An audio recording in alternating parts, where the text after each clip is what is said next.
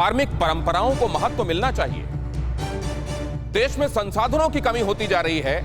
हर बड़ी समस्या के मूल में जनसंख्या दिखाई दे, तब भी धर्म के आधार पर जनसंख्या बढ़ाने को बढ़ावा मिलना चाहिए क्या?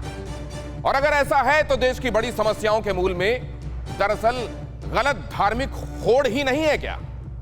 हम ऐसा क्यों कह रहे हैं, जरा यहां देखिए। दो खबरें आती हैं सामने और ये दोनों ही खबरें एक ही राज्य से आती हैं। एक खबर कुछ दिनों पहले की जो आज असर दिखा रही है और एक खबर आज की। जरा यहां पर देखिए, केरल पर नजर। दो बड़ी खबर और यहां सबके मूल में आपको धर्म दिखाई देगा। कहीं आपको लगेगा कि यहां संक्रमण के दौरान भी तुष्टीकरण तो नहीं हुआ, और कहीं आपको लगेगा कि तब जब देश संसाधनों के लिए जूझ रहा है, बढ़ती जनसंख्या का खमियाजा एक तरीके से भुगत रहा है, तब भी क्या धर्म के आधार पर पॉपुलेशन बढ़ाने के लिए प्रोत्साहन मिलना चाहिए? जरा देखिए बकरीद पर क्या हुआ था।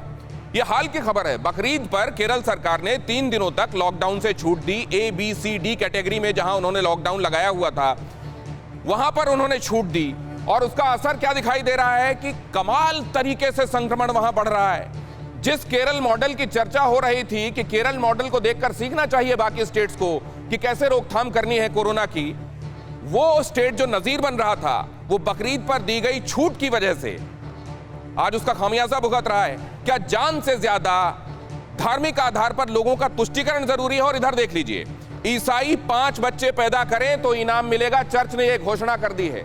और इसके पीछे वजह यह बताई है कि जहां हम दूसरे नंबर की सबसे बड़ी आबादी होते थे क्रिश्चियनिटी के हिसाब से केरल में, वहां हम तीसरे नंबर पर चले गए और हमसे आगे हिंदू और मुसलमान हैं। लिहाजा हम बच्चों को ज्यादा पैदा करने के लिए प्रोत्साहित करेंगे।